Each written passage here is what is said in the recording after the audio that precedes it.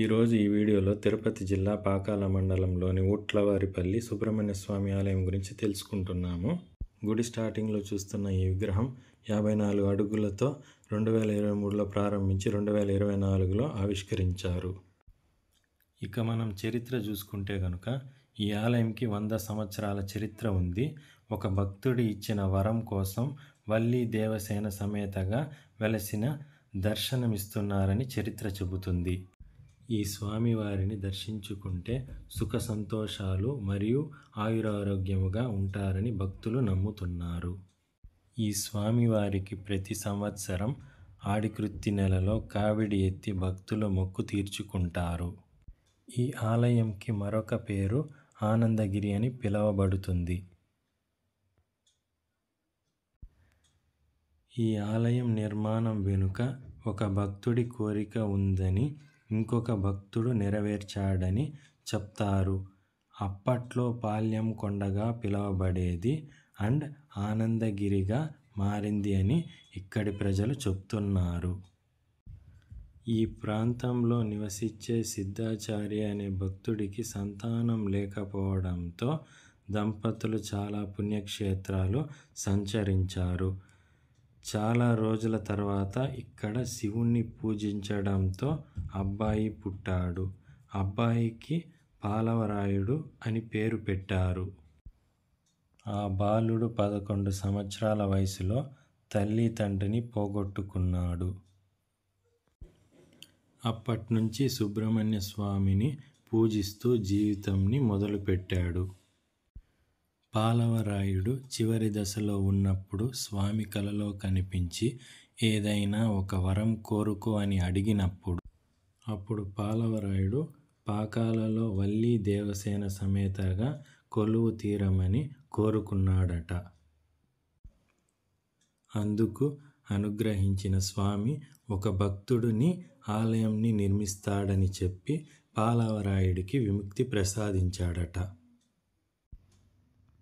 ఇది జరిగిన కొంతకాలం తర్వాత తీవ్ర కడుపు నొప్పితో బాధపడే మునస్వామి ఆచారి అనే స్వర్ణకారకుడికి స్వామి స్వప్నంలో కనిపించి పాకాల కొండపైన స్వామి ఉనికి తెలియజేస్తూ అక్కడున్న తీర్థాన్ని స్వీకరించమని, దానివల్ల కడుపు నొప్పి నయమవుతుందని, తర్వాత అక్కడే స్వామివారికి ఆలయం నిర్మించమని స్వప్నంలో చెప్పారంట.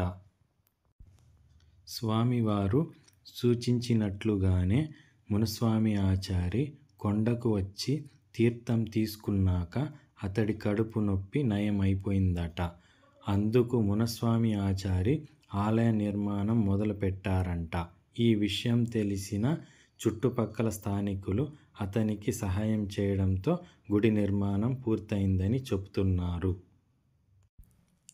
ఈ క్రమంలో దాతలు, భక్తులు ఆలయాన్ని అభివృద్ధి చేయడంతో ఈ గుడి గురించి అందరికీ తెలిసిందని చెప్తున్నారు. ఒకప్పుడు ఈ ఆలయంకి వెళ్ళడానికి ఒక పెద్ద బండ కొండలా అడ్డం ఉండేదట. భక్తులు రాకపోకలకు చాలా ఇబ్బందికరంగా ఉండేదట.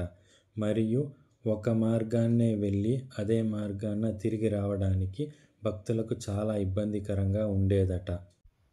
భక్తులు స్వామివారిని వేడుకోవడం వల్ల ఒకరోజు పిడుగు రాయి మీద పడి రెండుగా చీలడంతో దారి మార్గం ఏర్పడిందని ఇక్కడి భక్తులు, ప్రజలు చెప్తున్నారు. ఈ ఆలయంలో సుబ్రహ్మణ్య స్వామి, గణపతి స్వామి మరియు నవగ్రహాలు, ఈశ్వరుడు, నాగలమ్మ దేవుళ్ళని దర్శించుకోవచ్చు. గర్భగుడిలోని సుబ్రహ్మణ్య స్వామిని ఇప్పుడు మనం చూస్తున్నాము. ప్రస్తుతం ఈ ఆలయంలో 2 కళ్యాణ మండపాలు ఉన్నాయి. ఈ ఆలయంలో వివాహం చేసుకోవడం వలన ఎంతో అదృష్టంగా ఇక్కడి ప్రజలు భావిస్తారు. ఈ ఆలయంలో ఆడి కృతిక నెలలో భక్తుల రద్దీ చాలా ఎక్కువగా ఉంటారు. ఇసుకేస్తే రాలనంత జనం ఉంటారు. భక్తులు స్వామివారికి కావిడి ఎత్తుతారు. ఇక్కడి ఆలయంకి వచ్చి మొక్కు తీర్చుకుంటారు. మీరు కూడా మీ కుటుంబ సభ్యులతో ఈ ఆలయంని దర్శించుకోండి. చాలా మహిమగల దేవుడు అని మనకు చరిత్ర చెబుతుంది.